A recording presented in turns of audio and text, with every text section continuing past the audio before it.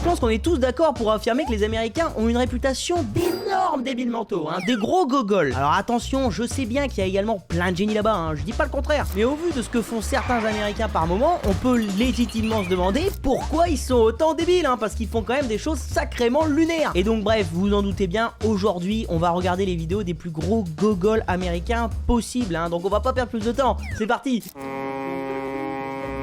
Alors attention là quand même. Ah bah évident. Bah oui, bah écoute. Oh putain!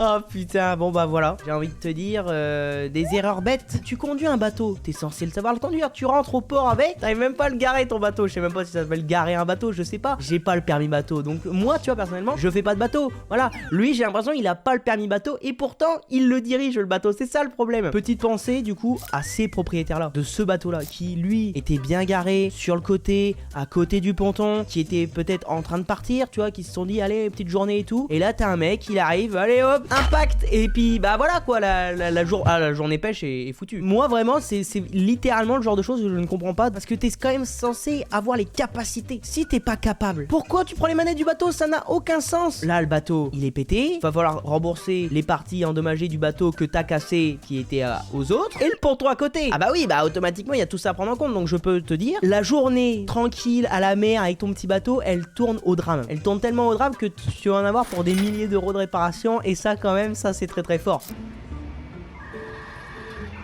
What? Mais quoi? Comment c'est possible que la poubelle des ordures, enfin je sais pas comment ça s'appelle, j'ai plus le nom. Ouais, désolé, j'ai pas le nom, je suis inculte. Ça s'appelle une benne à ordures, connard. Bon pardon, excusez-moi, on peut reprendre la vidéo. Comment c'est possible que ça prenne feu, frère? Je sais pas si c'est un problème du coup humain, ou si bah du coup s'il y a un truc dans les poubelles qui devait pas être là de base. En tout cas moi ce que j'aime bien c'est vraiment que les boueurs du coup, ils marchent limite comme si c'était normal, oh fait chier, ça refume, bon allez on y va. Enfin vraiment c'est pas comme s'il court, tu vois. Regarde, oh, il a regardé au loin. Ah ok, bon c'est ça, bon allez on y va. C'est limite si là il a la main sur la portière pour repartir, tu sais, en mode oh ça va, c'est rien, me faites pas chier. Déjà ça me saoule là, donc me faites pas chier. Allez on y retourne. Vraiment je me demande comment ça peut arriver, à moins que ce soit quelqu'un qui ait balancé un truc, tu sais, lui-même une allumette, j'en sais rien. De toute façon frère, il y a que là-bas que ça peut arriver. Tu sais, normalement les trucs où c'est sûr et certain que tu verras jamais de ta vie, ils peuvent te le niquer là-bas. C'est impressionnant. Et regardez ça, le mec à côté, petite valise, au téléphone, voilà, pour le business, il passe à côté. Là-bas, ils sont habitués à des événements phénoménaux, des événements qui n'arrivent pas dans la vraie vie. Et le mec là n'en a rien à foutre. Pour lui c'est une journée banale. Là sur la vidéo il y en a aucun qui panique en mode c'est pas normal. Alors que spoiler, ça n'est pas normal hein. Non ils sont extraordinaires. Attention. Oh là là, bah voilà. Scène très très rapide mais très très efficace. Quand tu vois un arbre et que la première chose que tu dis c'est déjà je vais foncer dedans. Déjà je suis pas sûr que le gars va faire Harvard. Mais ça c'est un autre sujet. Enfin tu le vois quand même que le bois il est pas vraiment en bon état. Enfin je sais pas ce qu'il a voulu tenter. Peut-être qu'il s'est dit je vais m'éclater contre l'arbre et l'arbre va tomber comme ça. Mais à un moment donné enfin gras. Gars, c'est la physique. Le pire c'est que on l'entend au début, son pote il est en mode ouais je filme, I'm recording parce que je suis bilingue donc je peux me permettre de faire la traduction. Ce qui signifie que les gars ils en ont parlé, tu sais, ils ont élaboré tout un plan en mode vas-y je vais faire ça, tu vas filmer, ça va être quelque chose. Pour qu'au final bah le gars enfin y a rien. Et vraiment la chute, hein. Bon là on voit la qualité est dégueulasse parce que c'est la qualité de la vidéo. Là la position dans laquelle il finit en tout en étant filmé, c'est très très fort. C'est le petit côté, on est entre potes, on est con comme des bites, on tente des trucs dans la forêt, tu vois, je peux comprendre. Mais après tu vois ce que j'aime bien chez les Américains, c'est qu'ils ont le sens du show. Tu sais, de toute façon ça c'est dans leur veine ça. Je pense c'est ce qui offre aussi du coup un côté un peu où on les prend vraiment pour des débiles, c'est-à-dire que les cons, ils hésitent pas à se filmer parce qu'ils ont sens du divertissement. Tu sais, ils sont en mode je vais faire le show. Et donc automatiquement t'as statistiquement beaucoup plus de vidéos de débiles mentaux faisant ça. Et franchement c'est beau de faire autant preuve de débilité et d'en être fier. Tu vois, non franchement c'est fort.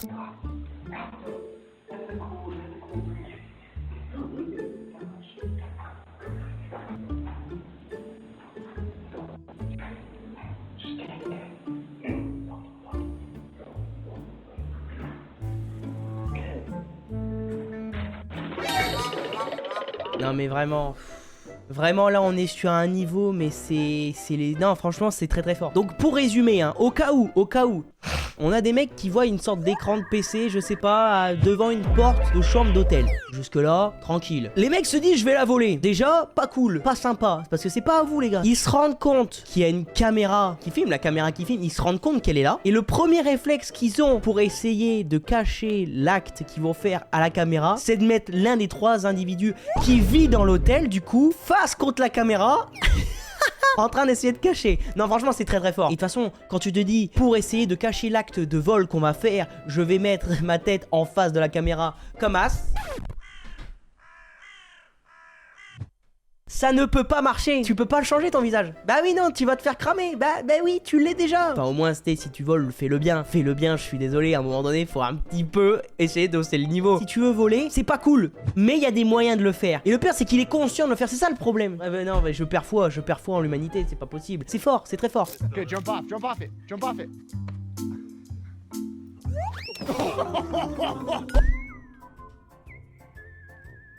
Est-ce que c'était pas prévisible ça par exemple? Peut-être, non mais je demande. Moi ce que j'aime c'est que les gars ils font des trucs cons, ils sont fiers de le faire et ils en rigolent. Et finalement tu vois ça offre de la joie. C'est pas méchant, y a rien tu vois, voilà. Regardez, quand vous voyez cette image par exemple, vous vous doutez bien de la finalité de l'histoire. C'était soit la planche valsée sur les côtés et donc bah ils tombaient comme ça s'est passé là, soit la planche craquait au milieu et les deux tombaient comme des cons. Y avait pas de scénario où ça pouvait bien se finir. En plus mais comment tu te dis, t'es avec tes potes et tu te dis viens on fait ça dans la forêt. Il faut quand même une sacrée intelligence finalement pour se dire ça. Intelligence ou connerie d'ailleurs, vous le voyez ça comme vous voulez, moi j'essaye d'être positif. J'essaye d'apporter quand même une once de positivité. Je dis ça alors que je bégaye hein.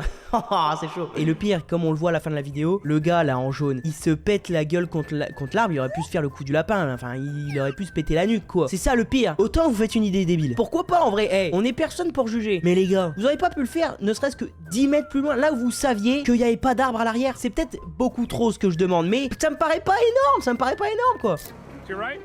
No, to your right. Brakes. Non mais... Non mais gros, mais c'est pas normal, non, je suis désolé, c'est pas normal ça. Frère, d'où tu fous ton gamin sur le tranche-palette? Et c'est logique que ça parte en couille. Enfin déjà on l'entend, le père déjà il dit va à droite. Bah oui mais le problème c'est que l'enfant n'a pas l'air d'avoir assimilé la gauche et la droite. Donc à un moment donné le père, enfin faut qu'il se réveille. Et donc automatiquement c'est sûr que s'il confond la gauche et la droite, bah au final ça finit dans les SUV. C'était évident. Bah après c'est pas la faute du gamin hein, c'est vraiment la faute du père qui est complètement con déjà. Enfin bouge la bagnole. Alors après c'est très très beau, t'as confiance en ton gamin. Mais maintenant je vais passer un message à tous les parents. Il faut pas oublier quand même que pour la plupart vos gamins sont complètement con. Moi par exemple je sais que quand j'aurai un gamin, je vais partir du principe que mon gamin est complètement con. Au moins comme ça m'évite de faire des erreurs trop bêtes. Là malheureusement il a cru que son gamin avait les capacités de conduire un transpalette. Et bah effectivement il les a pas. Et bah voilà, ça va être chiant. Bon c'est surtout que l'enfant ne peut pas réparer quoi. Donc pas cool quoi. Mais quoi? Mais quoi? Mais encore une fois, mais comment tu veux trouver des arguments? Les mecs font un feu d'artifice géant en plein milieu de la route qui n'a aucun sens. Et le pire, c'est un feu d'artifice de compète, hein, putain. Mais frère, t'as vu jusque où ça va? Tout le monde est dans... Ouais, c'est normal. Les gars, on est dans l'Ohio, hein, c'est normal les feux d'artifice. Enfin, à un moment donné, enfin, je sais pas. On se rend bien compte quand même que les feux d'artifice, ça attaque. Regardez, c'est au niveau des maisons et tout. C'est tellement dangereux en vrai de vrai que tu sais, il y a un feu d'artifice, je sais pas, il y a une étincelle qui se fout dans une baraque. En plus, toute leur baraque là-bas, elle est en bois. Tout le moment, frère, ça prend feu en vrai de vrai. Tu ne sais pas ce qui peut se passer. Mais les mecs ne pensent pas à ça. Ils se sont dit juste, on est entre nous, dans l'Ohio, on a envie d'avoir un beau spectacle. Et ben on va faire un beau spectacle. Ils ont acheté tous les feux d'artifice de la ville, ils ont foutu ça en plein milieu de la route, un briquet. Bah, le reste c'est pas grave, au moins on se sera bien amusé. Et franchement c'est ce que j'aime chez eux. Jamais t'aurais un scénario comme ça en Meurthe-et-Moselle par exemple. Si ça arrive, prévenez-moi, je prends la bagnole, je débarque, je veux voir de mes propres yeux. T'as l'impression qu'ils sont à limite tous coordonnés parce que c'est pas possible de faire ça dans une rue avec autant de feux d'artifice et autant d'impact sans qu'il y ait l'accord de tout le monde. Parce que enfin si personne n'était d'accord pour faire ça, bah les gens se seraient plaints. Tu sais, les gens seraient venus avant de faire exploser en mode oh vous allez faire quoi là sur la route? Non, nous on travaille. Non, ils se sont pas dit ça. Franchement, vu l'état du feu d'artifice, ça a dû être une soirée qui reste dans les mémoires. Ça j'en doute pas. Je n'en doute pas.